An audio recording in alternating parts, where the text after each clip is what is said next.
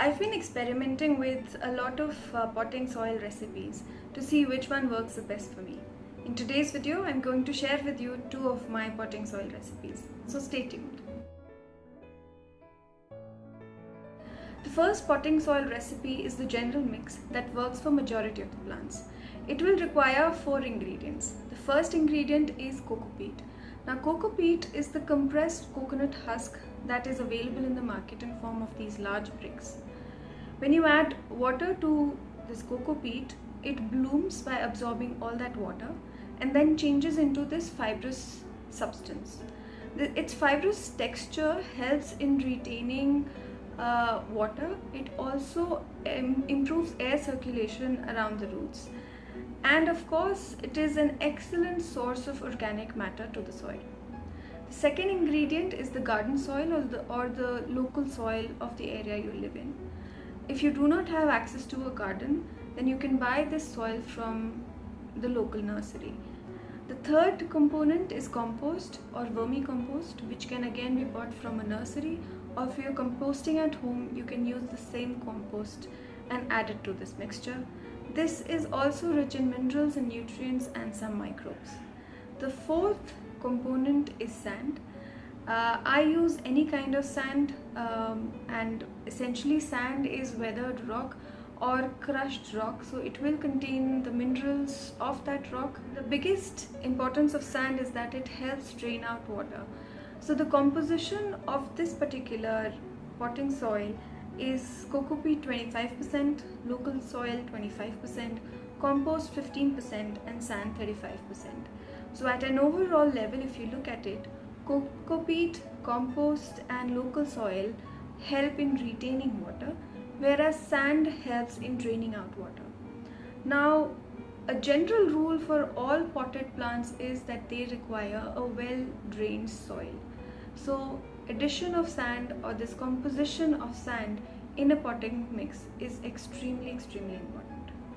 If you're new to gardening and are making a potting soil mix for the first time, don't get overwhelmed by all these percentages. I will help you break them down. Now for demonstration purposes, I am using these small glasses. Assume that half of this glass represents 25%. So my coco peat and local soil will be half a cup. Sand is 35%, which means that it will be slightly more than half of the cup. And compost is just 15%, so it is perhaps an inch from the bottom, only that much. So when you mix all of this together, you will get a general soil mix. Once you've done this composition a couple of times, you will get a hang of it and you'll no longer need to measure it again and again.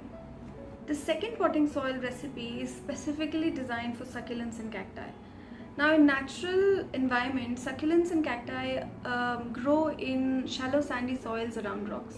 Now you need to mimic those soil characteristics at home, and therefore the percentage of sand in your soil mix will increase to about 50%.